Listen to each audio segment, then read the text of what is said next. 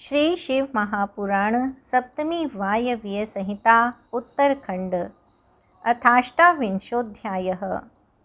शिवाश्रम सेवियों के लिए नित्य नैमित्तिक कर्म की विधि का वर्णन।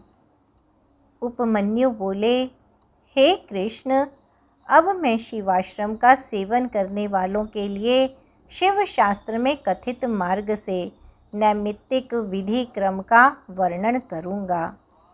सभी मासों में दोनों ही पक्षों की अष्टमी, चतुर्दशी तिथियों तथा पर्व के अवसर पर अयन में, विषुव काल में तथा विशेषकर ग्रहणों में अधिक रूप में अथवा अपने सामर्थ्य के अनुसार शिव की महापूजा करनी चाहिए।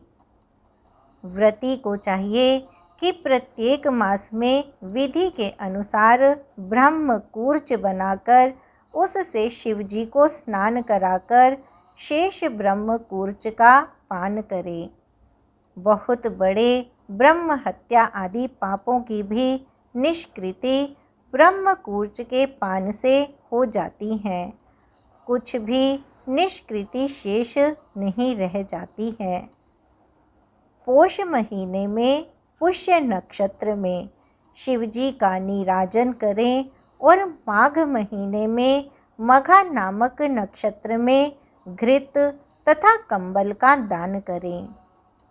फाल्गुन मास में उत्तरा फाल्गुनी युक्त पूर्णिमा के दिन महोत्सव का प्रारंभ करें और चैत्र मास में चित्रा नक्षत्र युक्त पूर्णिमा को यथाविधि दोलनोत्सव करें।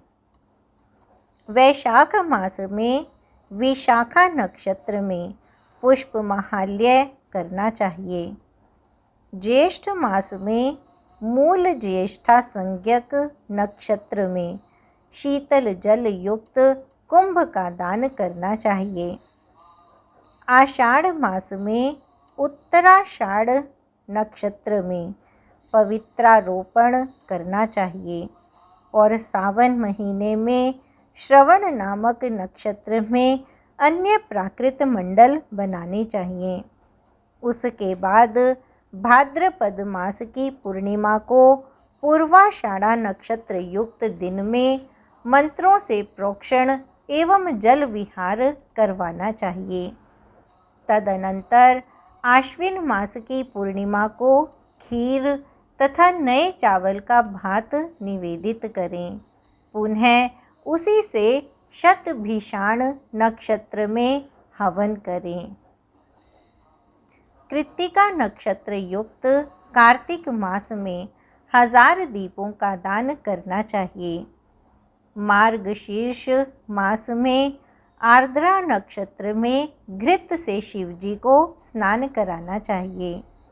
यदि उन समयों में यह सब करने में असमर्थ हों तो उत्सव, सभा, महापूजा अथवा अधिक अर्चन करें। घर में विवाह आदि मांगलिक कृत्य होने पर, प्रशस्त कर्मों में, मन के दुखी होने पर, दुराचार में, दुस्वप्न में, दुष्टों का दर्शन होने पर, उपद्रव उपस्थित होने पर, अन्य अशुभ निमित्त होने पर अथवा प्रबल रोग होने पर स्नान, पूजा, जप, ध्यान, होम, दान आदि क्रियाएं उद्देश्य के अनुसार पुरस्चरण पूर्वक करें। संस्कृत शिवाग्नि में पुनः संधान करें। जो मनुष्य इस प्रकार सावधान होकर नित्य शिव धर्म परायण रहता है उसे महेश्वर एक ही जन्म में मुक्ति प्रदान कर देते हैं। जो नित्य नैमित्तिक कर्मों में इसे यथोचित रूप से करता है वह श्री कंठनाथ के दिव्य आदि लोक को जाता है।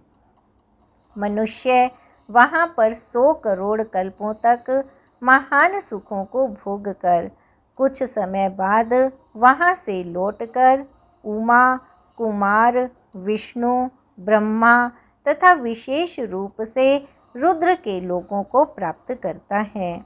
और वहाँ पर दीर्घ काल तक निवास करके यथोक्त भोगों को भोगकर पुनः उन पांचों स्थानों को पार करके उससे भी ऊपर चला जाता है और वहाँ श्रीकंठ से ज्ञान प्राप्त कर वहाँ से शिवलोक चला जाता है।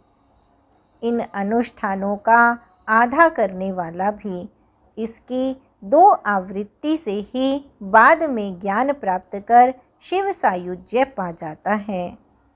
जो मनुष्य इसके आधे का भी आधा अनुष्ठान करता है वह शरीर क्षय के अनंतर ब्रह्मांड अथवा ऊपर के 2 अव्यक्त भुवनों को पार कर पार्वती पति के पुरुष रुद्र स्थान को प्राप्त करके वहाँ अनेक हजार युगों तक अनेक प्रकार के सुखों का उपभोग कर पुनः पुण्य के क्षीण होने पर पृथ्वी लोक में आकर उच्च कुल में जन्म लेता है।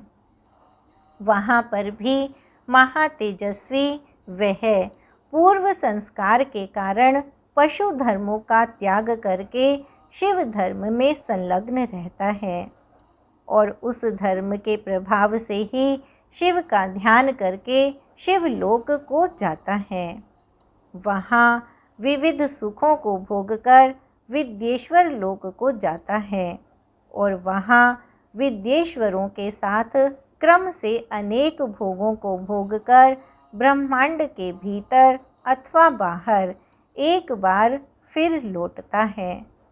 तदनंतर उत्तम भक्ति प्राप्त करके उसी से शिव ज्ञान को सिद्ध कर शिव साधर्म्य की प्राप्ति करके पुनः संसार में नहीं आता है।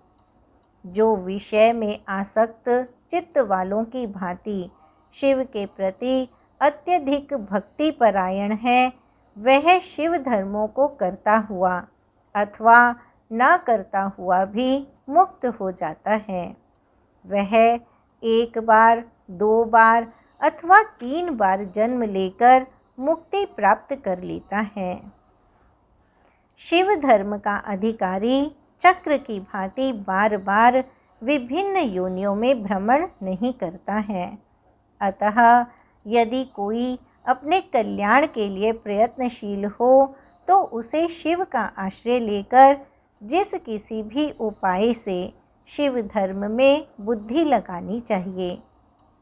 गुरु कहे कि हम किसी को अपनी इच्छा से किसी बंधन में आबद्ध नहीं करते हैं। दीक्षा विहीन तथा विवाद करने वालों को स्वभावतः वह शिव धर्म रुचिकर नहीं लगता। जो पूर्व जन्मकृत पुण्य संस्कार के गौरव से युक्त हैं उन्हें ही इस शिव धर्म में रुचि होती है।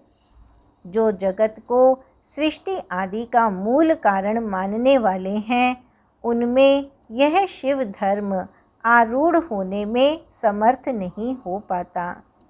अतएव यदि अपना कल्याण अभीष्ट हो तो ऐसे व्यक्ति को उसके स्वभाव के अनुरूप गुरु शिव धर्म में दीक्षित करें। इति श्री शिव महापुराणे सप्तम्यां वायव्य संहितायाम् उत्तरखंडे नित्य नैमित्तिक विधि वर्णनम नामाष्टाविंशोऽध्यायः। इस प्रकार श्री शिव महापुराण के अंतर्गत 7वीं वायव्य संहिता के उत्तरखंड में नित्य नैमित्तिक विधि वर्णन नामक 28वां अध्याय पूर्ण हुआ।